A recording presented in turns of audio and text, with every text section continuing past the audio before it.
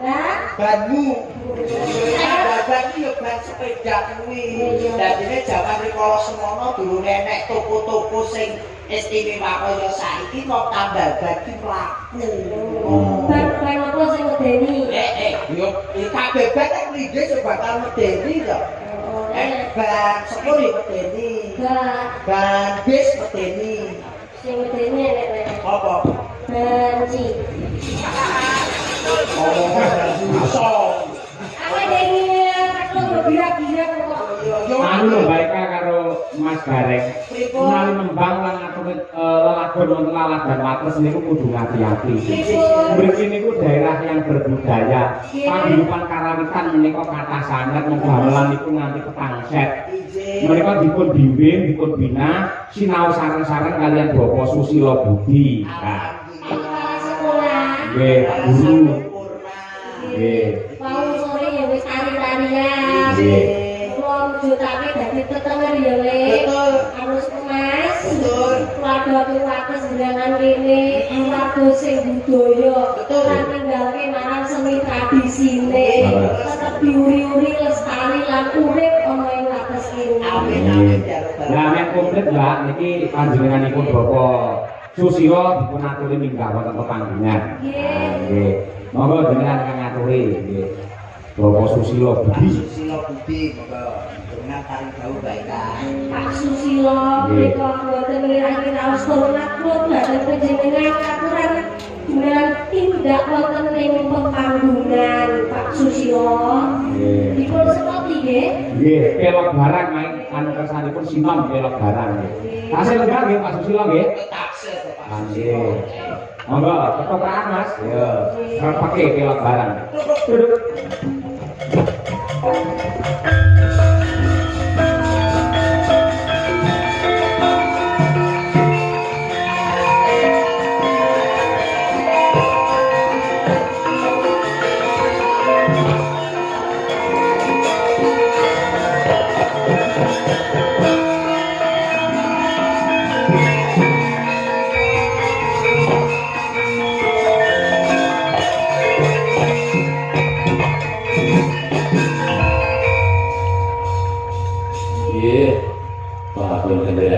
sing dalu makanya bagi organikum saran-saran merti desa inggih Bapak Susilo. Mas Gareng Wonten dawuh. dalu boten pambian sedaya waras nggih. Amin jarang galang amin Pak Sus. Baika nembe panggih singkah menika. Nggih, pamestanipun Pak Susilo nggih. Menika bedhaipun anu kelantan ingkang sidak sampun nggih. Kula maturaken ingkang halusan sing nom-noman wis diaturi terus saiki sing sepuh-sepuh. Nggih, Mangkaraken Pak Sus. nggih, bisa kamar-kamar. Tulujin iki ya tulujin. Nggih. Saya kendala oleh.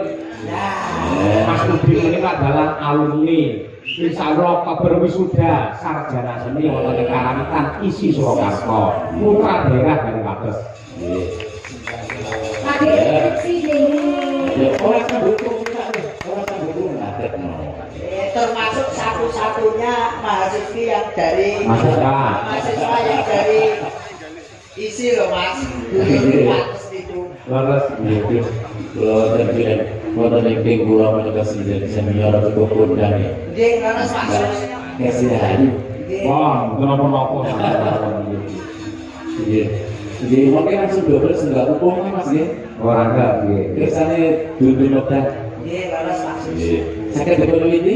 Monggo Bapak. Nggih, sing laras Pak Camat, Pak Anggota Dewan, Pak Lurah sedaya yang sami rawuh. Nggih. Salah satu ngeteraken sifat pelakbaran. Susino selok barang, kowe dadi murid iso lho. Wah, pelok barang kok. Iso. Belas. Langsung keren. Oh, bolong iku nggih menurut saya nggih Pak Sus nggih. Nggih. Dengan rumiyin kan nggih ngasta wonten sekolah. Nggih. Nggih, elek-elek biyen aku ya mesti aku ngamen karo Pak Sus iki. Ngamen nang Sortero. Nggih. Boleh berkat bareng. Berkat bareng. Nggih, nyoba mboten nak tangi, mboten dawa kondo iki nggih, salah satu Monggo sasana wanci katur Bapak. Nggih. Musti kene jagat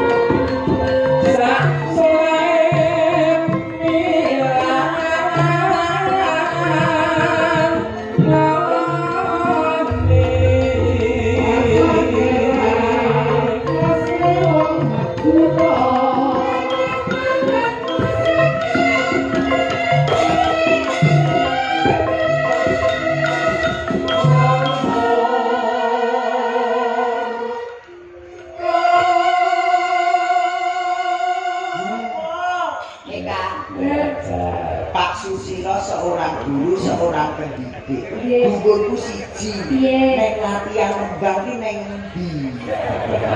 Ini yo mesti sinaune Dari ini sak blok tarik ini kalau saya gak kabeh luntur sendiri. Sinten grup Pak mriki Pak? Mriki sekawan. Loh, kaya ngono kuwi kok Mas Sekawan Gareng. grup. Ini saya dalam sudah dipersiapkan materi apa sih bakal diparingi kalau dikumpul. Makaten to Asis. Soto. Soalnya mereka Nasudin iki, tendangannya ya hebat. Jos. Nasudin, masuk 8 berapa? Kaki mesti to, mesti to. Kalau aku ya harus mlebu sambare Pak Sus. Kayak sinau ben iso kaya Iya yo, wingi ngono kancane sing remuk. Lho ngono kena duwe mbok godhol endi? Nek ditajo ikirane. Dewi tak balikke mambu tak dulu. Apa lajeng aku langsung. Apa? Alah alah itu tapi ya. Ngono maksudmu saya. Enggak, Pak. Suestiano Rokra Sokso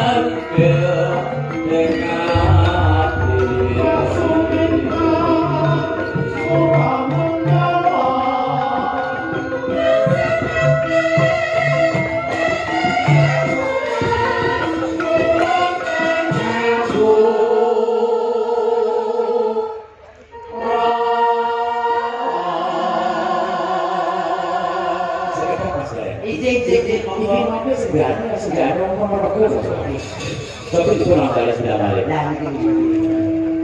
Merasumintan Suramanggawa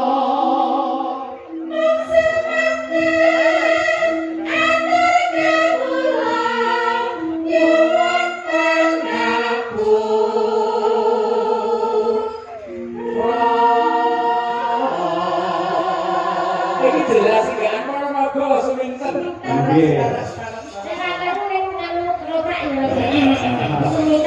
Suminten stres.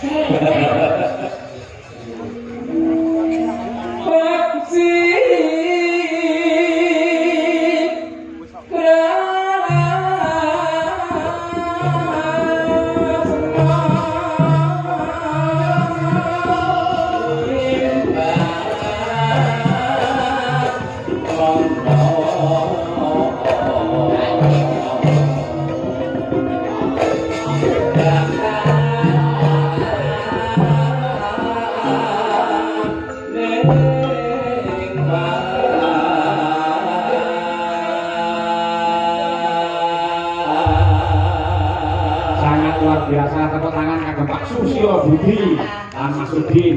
Wah, nggih. Mirasa mboten angger sinden saged elok barang ngeten. Jenengan lah luar biasa elok sanget. Jenengan saged derek urun. Betapun menika menangkan para kadang kang sak mangke manggen wonten luar negeri. Oh, ngaten. Nggih. Menika donatur saking wargi Krakata. Nggih. Lajengipun Pak Sus mungkin sebatas bila pamit. Nggih, Wah, biasane sembodo. Nuruti dikasihipun kata dengan mengais rezeki di luar negeri. Ya. Nggih, nyuwun pangapunten monggo salajengipun kalajeng. Nggih. Sembahun Pak Sus. Keluarga Agung atus kene sing mriksani keluarga Agung atus kene ning luar negeri wong luar negeri termasuk bersari ya donatur. Nggih. Terus saged monitor lumantar streaming. Tadi channel. Nggih. Mumpung menika larasi tasik elok ngaturaken lelagon bersih desa. Iki saking Pak Lurah wau misalkan lagu gugur gunung. Saged mangke dipun ngedre sekali bersih desa, yang kedua adalah gugur gunung. Untuk mendoakan warga masyarakat wonten ing wates mriki semoga tetap kompak, kondusif dan biyung rukun. Amin, amin. Monggo dipun aturaken bersih desa rumiyin ya.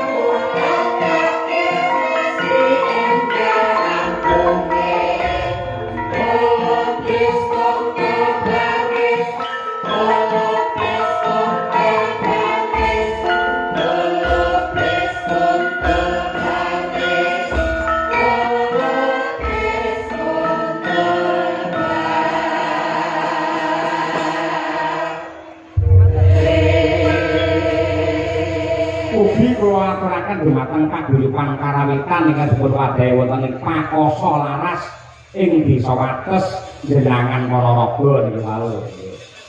Baik kan ngantos buru-buru to, Mbak? Nggih. Wah, siap. Nuwun sewu Mas Karyo, Nggih. wonten jawilan saking panitia ambuh bilih menika ingkang kagungan Avanza AE 1266 SA warna silver, hasad lampu nyala terus, Mas.